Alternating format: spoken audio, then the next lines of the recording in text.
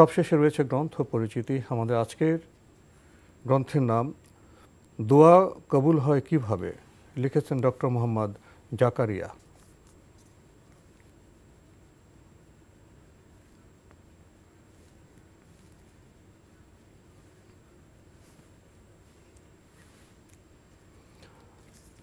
দোয়া কবুল হয় কিভাবে, এই গ্রন্থটি প্রকাশ করেছে ইসলামিক রিসার্চ একাডেমি ঢাকা। দীর্ঘ সূচি রয়েছে। দোয়ার অর্থ, গুরুত্ব, তাৎপর্য, দোয়া করার আদব বা পদ্ধতি, যাদের দোয়া দ্রুত কবুল হয়, দোয়া কবুলের বিশেষ কিছু সময়, আল আসমাউল হুসনা, ইসমে আজম, আল কোরআনে বর্ণিত গুরুত্বপূর্ণ কিছু দোয়া, আল কোরআনে বর্ণিত নবী রাসূলদের দোয়া। গুরুত্বপূর্ণ এই গ্রন্থটির মূল্য 200 টাকা। যারা পেতে চান টেলিফোনে যোগাযোগ করতে পারেন 01918512714। আবারও বলছি 01918512714। দোয়া কবুল হয় কিভাবে, যদি সংক্ষেপে কিছু বলতেন। ধন্যবাদ।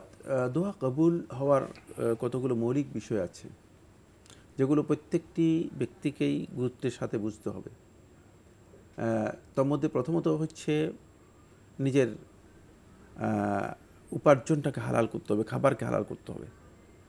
2 নম্বর হচ্ছে দোয়া করতে হবে আল্লাহ রাব্বুল আলামিনের কাছে সর্বান্তকরণে। সর্বান্তকরণে বুঝায় মানে অমনোযোগী হয়ে দোয়া করলে পরিপূর্ণ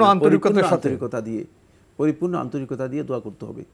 3 নম্বর হচ্ছে আল্লাহ তাআলা সম্পর্কে মানে যথাযথ সুধারণা করেই দোয়া করতে হবে, যে দোয়া কবুল হবে, ইতিবাচক মনোভাব নিয়ে, ইতিবাচক দোয়া কবুল হবেই, আমার দোয়া আল্লাহ তাআলা কবুল করবেন, আস্থার সাথে, একেবারে পরিপূর্ণরূপে সে আস্থা নিয়ে দোয়া কবুল করতে হবে। 4 নম্বর হচ্ছে আল্লাহ সুবহানাহু ওয়া তাআলা যে সমস্ত মানে সময়গুলোতে দোয়া কবুল করে থাকেন, সেই সময়গুলোতে বেশি বেশি করে দোয়া করতে হবে।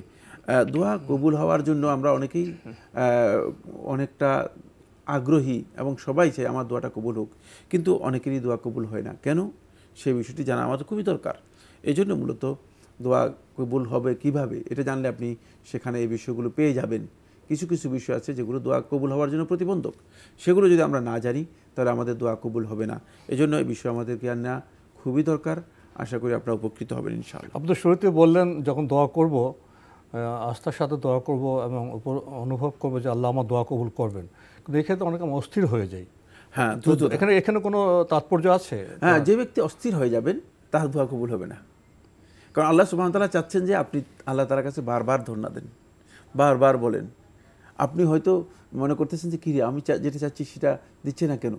আল্লাহ তাআলা চাচ্ছেন যে আপনার কাছ থেকে বারবার শুনবেন, এটা না দেয় আপনার জন্য কল্যাণ। আর 2 নম্বর হচ্ছে আমরা যেহেতু আমাদের পরিণতি সম্পর্কে জানি না, সে কারণে আমরা কোনটা আমার জন্য কল্যাণকর সেটাও জানি না। পরে আমি হয়তো যেটা চাচ্ছি সেটা আল্লাহ তাআলার কাছে আমার জন্য কল্যাণকর নয়, এই জন্য পরবর্তীতে আমার জন্য হয়তো সে দোয়া রেখে দিবেন।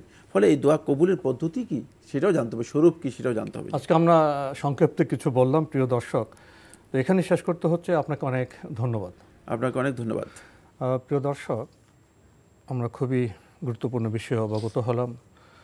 দোয়া কবুল হয় কিভাবে, আসুন আমরা দোয়ার বিষয়ে আরও জানি। দেখা হবে ইনশাআল্লাহ আগামী জুমাবার একই সময়ে। মহান আল্লাহ আমাদের সবাইকে নিরাপদে রাখুন শান্তিতে। আসসালামু আলাইকুম।